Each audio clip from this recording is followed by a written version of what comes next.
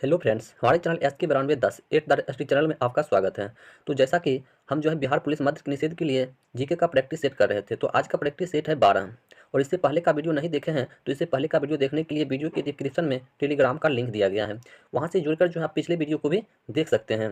और अभी तक अपने चैनल को लाइक एंड सब्सक्राइब नहीं किए हैं तो कर ले, ताकि आगे से कोई भी वीडियो आए तो आप तक समय समय पर पहुँच सके। तो आज का हम लोग जो है पहला प्रश्न अब स्टार्ट करते हैं। तो पहला प्रश्न है कि कौटिल्य यानी कि चाणक्य जो है किस सम्राट का प्रधानमंत्री था। कौटिल्य चाणक्य जो है किस सम्राट का प्रधानमंत्री था। तो कौटिल्य जो है चाणक्य चंद्रगुप्त मौर्य का प्रधानमंत्री था। किसका प्रधानमंत्री था? तो चंद्रगुप्त मौर्य का प्रधानमंत्री था। अगला प्रश्न है 2 नंबर। 2 नंबर प्रश्न है कि अशोक ने किस राज्य पर आक्रमण किया था। अशोक ने किस राज्य पर आक्रमण किया था? तो अशोक जो है कलिंग राज्य पर आक्रमण किया था। किस राज्य पर किया था? तो कलिंग राज्य पर आक्रमण किया था, वो भी 261 ईसा पूर्व किया था। कब किया था? तो 261 ईसा पूर्व किया था। और अशोक जो है यह चंद्रगुप्त यानी कि मौर्य वंश से शासक मतलब जो है शासक है। किस वंश का शासक है? तो मौर्य वंश का शासक है कौन? तो अशोक है। अगला प्रश्न है 3 नंबर। 3 नंबर प्रश्न है कि अंग्रेजों का फोर्ट विलियम कहाँ स्थित है। अंग्रेजों का फोर्ट विलियम जो है ये कहाँ स्थित है? अंग्रेजों का फोर्ट विलियम कहाँ स्थित है? तो अंग्रेजों का फोर्ट विलियम जो है ये कोलकाता में स्थित है। कहाँ स्थित है? तो कोलकाता में स्थित है अंग्रेजों का फोर्ट विलियम। अगला प्रश्न है 4 नंबर। 4 नंबर प्रश्न है कि चंद्रगुप्त द्वितीय किस साम्राज्य के शासक थे। चंद्रगुप्त द्वितीय जो है किस साम्राज्य का शासक था।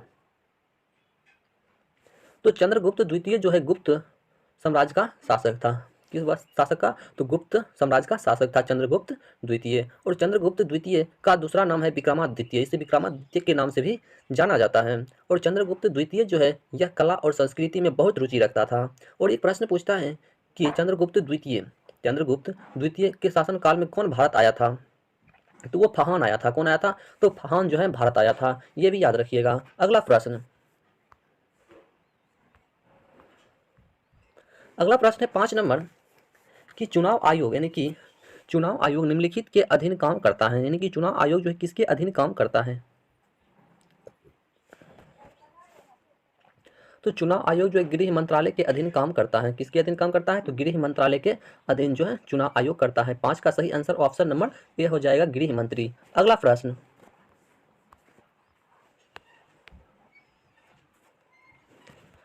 है 6 नंबर कि क्षेत्रीय परिषदों की अध्यक्षता जो है कौन करता है। क्षेत्रीय परिषदों की अध्यक्षता कौन करता है? क्षेत्रीय परिषदों की अध्यक्षता जो है कौन करता है? तो ये जो है गृह मंत्री करता है। कौन करता है? गृह मंत्री करता है। क्षेत्रीय परिषदों की अध्यक्षता जो है यह गृह मंत्री करता है। तो इसलिए 6 का सही आंसर ऑप्शन नंबर ए हो जाएगा, गृह मंत्री। अगला प्रश्न है 7 नंबर की निम्नलिखित में से किसको यानी कि डेजर्ट फॉक्स कहा जाता है। निम्नलिखित में से किसको डेजर्ट फॉक्स कहा जाता है? तो डेजर्ट फॉक्स जो है जनरल रोमेल को कहा जाता है। किसको कहा जाता है? जनरल रोमेल को जो है कहा जाता है। अगला प्रश्न है 8 नंबर की किस लोकसभा का कार्यकाल बढ़ाया गया था। किस लोकसभा का कार्यकाल जो है बढ़ाया गया था? तो 5वीं लोकसभा का। किसका? 5वीं लोकसभा का कार्यकाल जो है बढ़ाया गया था। तो 8 का सही आंसर ऑप्शन नंबर ए हो जाएगा, 5वीं लोकसभा अध्यक्ष। अगला प्रश्न है 9 नंबर। 9 नंबर प्रश्न क्या करता है कि सर्वोच्च न्यायालय किस परिस्थिति में रिट जारी कर सकता है। सर्वोच्च न्यायालय जो है किस परिस्थिति में रिट जारी कर सकता है? तो मूल अधिकारों के परिवर्तन के लिए कर सकता है। मूल अधिकारों के परिवर्तन के लिए कर सकता है। तो 9 का सही आंसर ऑप्शन नंबर बी हो जाएगा कि मूल अधिकारों के परिवर्तन के लिए। अगला प्रश्न है 10 नंबर। 10 नंबर में प्रश्न क्या है कि उबेर कप किस खेल से संबंधित है। उबेर कप जो है किस खेल से संबंधित है? उबेर कप किस खेल से संबंधित है? तो उबेर कप जो है बैडमिंटन से संबंधित है। किससे संबंधित है? तो बैडमिंटन से संबंधित है उबेर कप। अगला प्रश्न 11 नंबर। 11 नंबर प्रश्न है कि किस शासक ने गुलामों हेतु विभाग स्थापित किया था। किस शासक ने गुलामों हेतु विभाग स्थापित किया था? तो फिरोज शाह तुगलक ने किया था। कौन किया था? फिरोज शाह तुगलक ने किया था। गुलामों हेतु विभाग जो है फिरोज शाह तुगलक ने जारी किया था। तो 11 का सही आंसर ऑप्शन नंबर ए हो जाएगा, फिरोज शाह तुगलक। अगला प्रश्न है 12 नंबर। 12 नंबर में प्रश्न है कि दमदमा पुरास्थल जो है किस प्रदेश में स्थित है। दमदमा पुरास्थल जो है कहाँ स्थित है।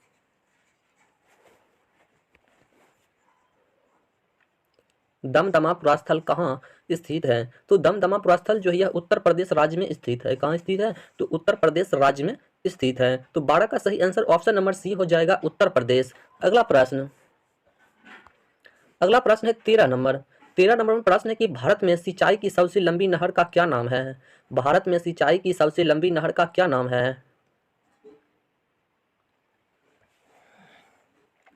भारत में सिंचाई की सबसे लंबी नहर का नाम जो है इंदिरा गांधी नहर है। कौन है, इंदिरा गांधी नहर जो है भारत की सबसे क्या है, लंबी नहर है। कौन सी नहर, इंदिरा गांधी नहर। तो 13 का सही आंसर ऑप्शन नंबर सी हो जाएगा, इंदिरा गांधी नहर। अगला प्रश्न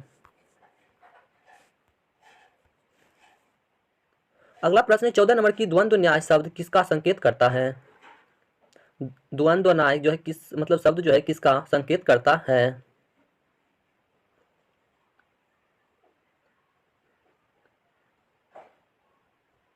तो सैद्धांतिक संघर्ष का करता है। किसका करता है, सैद्धांतिक संघर्ष का। तो 14 का सही आंसर ऑप्शन नंबर ए हो जाएगा। अगला प्रश्न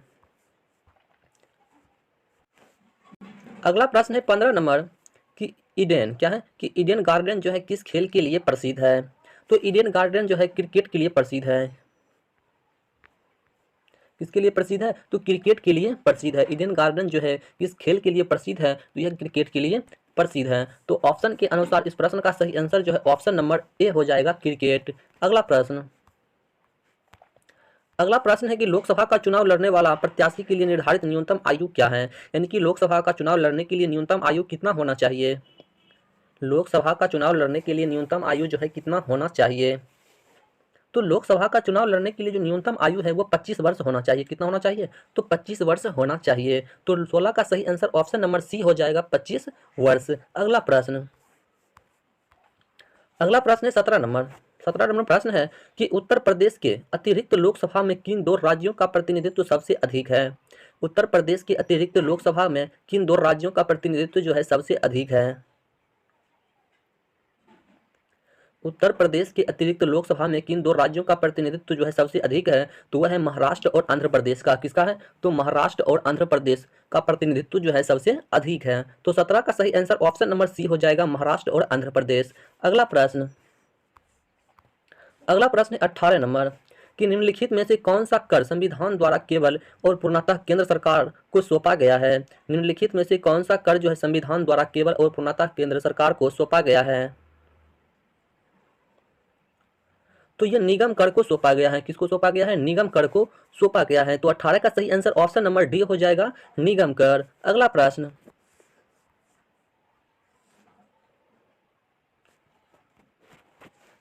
है 19 नंबर की भारत के नियंत्रण एवं महालेखा परीक्षक की नियुक्ति की अवधि कितनी है।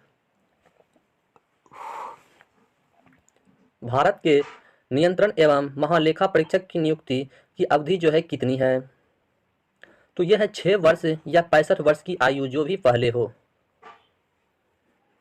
क्या हो, 6 वर्ष या 65 वर्ष की आयु जो भी पहले हो। तो 19 का सही आंसर ऑप्शन नंबर सी हो जाएगा। अगला प्रश्न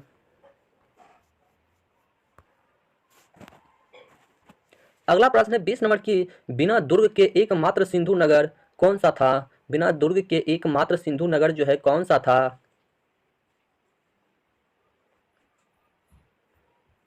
तो बिना दुर्ग का एकमात्र सिंधु नगर जो है वो चनुद्रो था। कौन था, चनुद्रो। तो 20 का सही आंसर ऑप्शन नंबर डी हो जाएगा, चनुद्रो। बिना दुर्ग के एकमात्र सिंधु नगर जो था वो चनुद्रो था। तो 20 का सही आंसर है ऑप्शन नंबर डी। अगला प्रश्न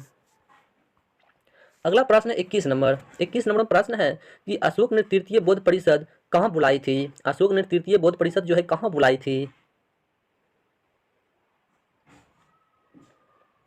अशोक ने तृतीय बौद्ध परिषद जो है यह पाटलिपुत्र में बुलाई थी। कहाँ बुलाई थी, तो पाटलिपुत्र में बुलाई थी। 249 ईसा पूर्व बुलाया था। कब बुलाया था, 249 ईसा पूर्व। तो 21 का सही आंसर ऑप्शन नंबर ए हो जाएगा, पाटलिपुत्र। अगला प्रश्न है 22 नंबर कि सिकंदर महान का शिक्षक कौन था। सिकंदर महान का शिक्षक कौन था। तो सिकंदर महान का शिक्षक जो है वो अरस्तु था। कौन था? अरस्तु था। सिकंदर महान का शिक्षक जो है अरस्तु था। तो 22 का सही आंसर ऑप्शन नंबर डी हो जाएगा, अरस्तु। अगला प्रश्न,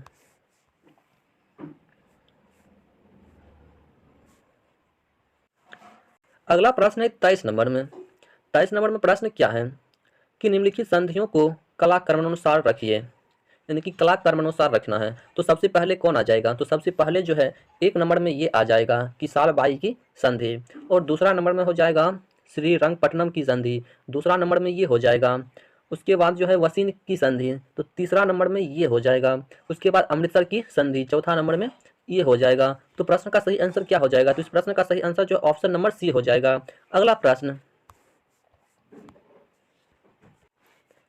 अगला प्रश्न है 24 नंबर कि मदुरई तक सफलतापूर्वक बढ़ने वाला दिल्ली का जनरल कौन था?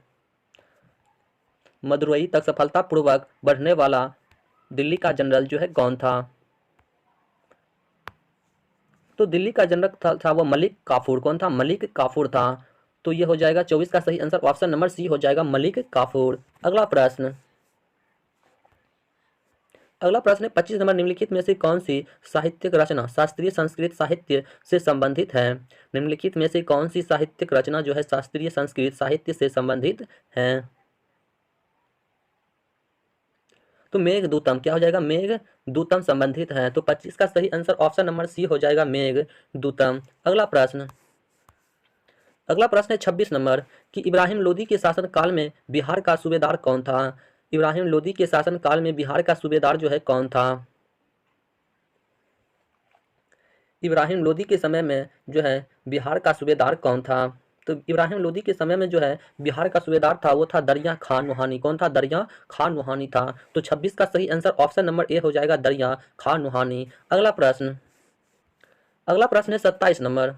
27 नंबर प्रश्न है कि 1857 ईस्वी के महान मतलब विप्लव का प्रारंभ पटना में किसके नेतृत्व में हुआ था? 1857 ईस्वी के महान विप्लव का प्रारंभ पटना में किसके नेतृत्व में हुआ था? तो ये हुआ था पीर अली के नेतृत्व में हुआ था। किसके हुआ था? तो पीर अली के नेतृत्व में हुआ था। तो 27 का सही आंसर ऑप्शन नंबर ए हो जाएगा, पीर अली। अगला प्रश्न, अगला प्रश्न है 28 नंबर कि बिहार के किस जिला को 1942 ईस्वी के आंदोलन के दौरान अपराधी जिला घोषित किया गया था? बिहार के किस जिला को 1942 ईस्वी के आंदोलन के दौरान अपराधी जिला घोषित किया गया था? तो वो सारण जिला को किया गया था। किस जिला को? तो सारण जिला को किया गया था। तो इस प्रश्न का सही आंसर जो है ऑप्शन नंबर बी हो जाएगा, सारण जिला। अगला प्रश्न, अगला प्रश्न है 29 नंबर कि चामर ग्राही यक्षिणी की मूर्ति जो पटना संग्रहालय में सुरक्षित है किस स्थान से प्राप्त हुई थी?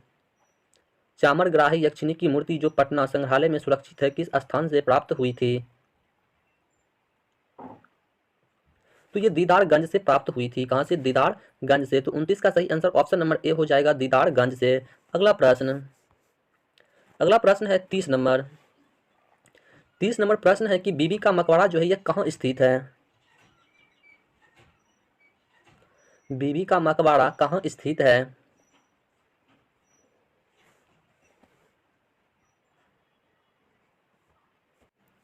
तो बीबी का मकबरा ये कहाँ स्थित है?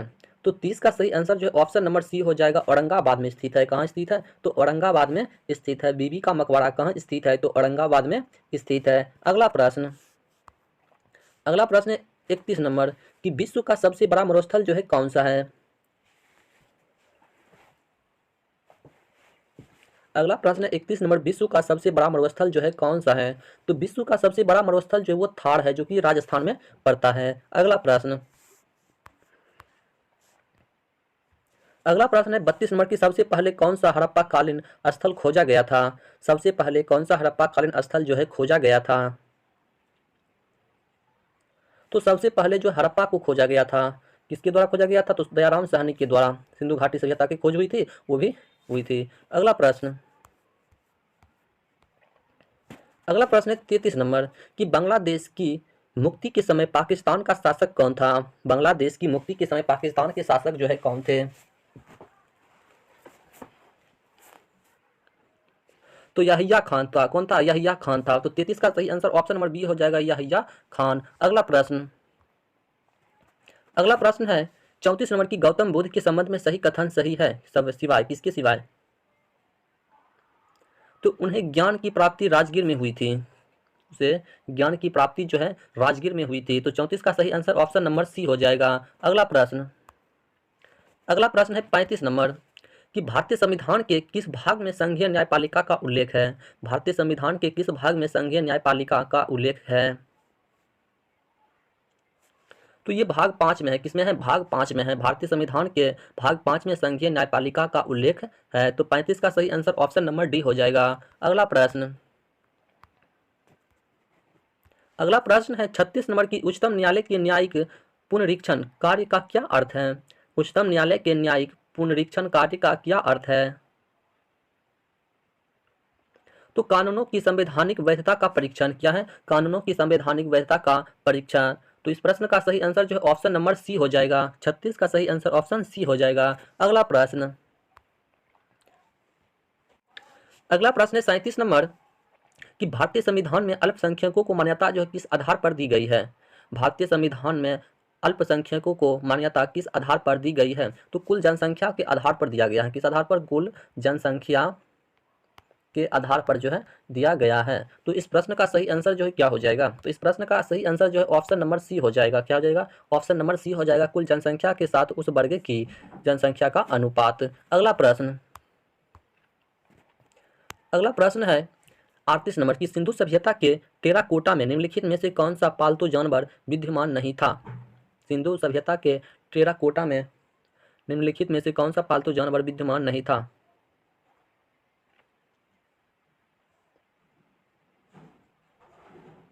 तो 38 का सही आंसर ऑप्शन नंबर सी हो जाएगा। गाय। गाय जो है विद्यमान नहीं था। अगला प्रश्न है 39 नंबर की निम्नलिखित में से बुद्धों का पवित्र ग्रंथ कौन सा है? निम्नलिखित में से बुद्धों का पवित्र ग्रंथ कौन सा है? तो त्रिपिटक। क्या है? त्रिपिटक है। क्या है? त्रिपिटक। बुद्धों के पवित्र ग्रंथ जो है वो त्रिपिटक है। तो 39 का सही आंसर ऑप्शन नंबर सी हो जाएगा, त्रिपिटक। अगला प्रश्न है 40 नंबर की कुषाण काल में सबसे अधिक विकास किस क्षेत्र में हुआ था? कुषाण काल में सबसे अधिक विकास जो है किस क्षेत्र में हुआ था?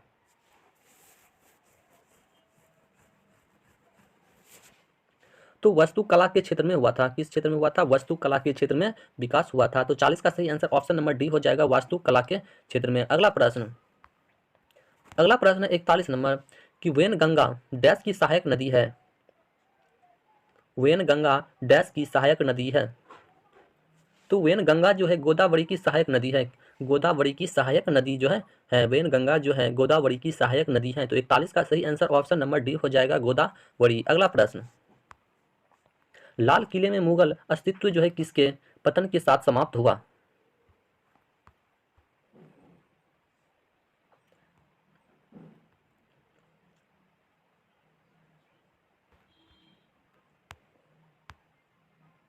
तो बहादुर शाह जफर के साथ समाप्त हुआ। किसके साथ समाप्त हुआ? तो बहादुर शाह जफर के साथ समाप्त हुआ। अगला प्रश्न है 43 नंबर की पहला ज्ञात गुप्त शासक कौन था? पहला ज्ञात गुप्त शासक कौन था? तो पहला ज्ञात गुप्त शासक जो है वो चंद्रगुप्त प्रथम था। कौन था? चंद्रगुप्त प्रथम था। पहला ज्ञात गुप्त शासक कौन था? तो चंद्रगुप्त प्रथम था। तो 43 का सही आंसर ऑप्शन नंबर बी हो जाएगा, चंद्रगुप्त प्रथम। अगला प्रश्न है 44 नंबर की दमदमा पुरास्थल किस जगह स्थित है? दमदमा पुरास्थल किस प्रदेश में स्थित है? दमदमा पुरास्थल किस प्रदेश में स्थित है? तो दमदमा जो है पुरास्थल ये उत्तर प्रदेश राज्य में स्थित है। किस राज्य में स्थित है? उत्तर प्रदेश राज्य में स्थित है। तो 44 का सही आंसर ऑप्शन नंबर सी हो जाएगा, उत्तर प्रदेश। अगला प्रश्न जो कि आज का लास्ट प्रश्न है कि जयमिति का पिता किसे माना जाता है? जयामिति का पिता किसे माना जाता है?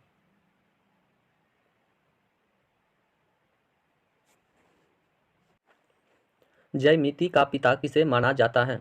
तो जयमिति का पिता जो है पाइथागोरस को माना जाता है। किसको माना जाता है? तो पाइथागोरस को जो है जयमिति का पिता माना जाता है, पाइथागोरस को। यदि वीडियो अच्छा लगा हो तो चैनल को लाइक एंड सब्सक्राइब जरूर कर ले। और यदि पिछले वीडियो को देखना चाहते हैं तो वीडियो के डिस्क्रिप्शन में टेलीग्राम का लिंक दिया गया है, वहाँ से जुड़ के पिछले वीडियो को देख सकते हैं। और चाहते हैं इसका PDF डाउनलोड करना तो PDF जो है वीडियो के डिस्क्रिप्शन में PDF का भी लिंक दिया गया है, तो वहाँ से PDF भी डाउनलोड कर सकते हैं। तो मिलते हैं अगले वीडियो में, तब तक के लिए जय हिंद, जय भारत।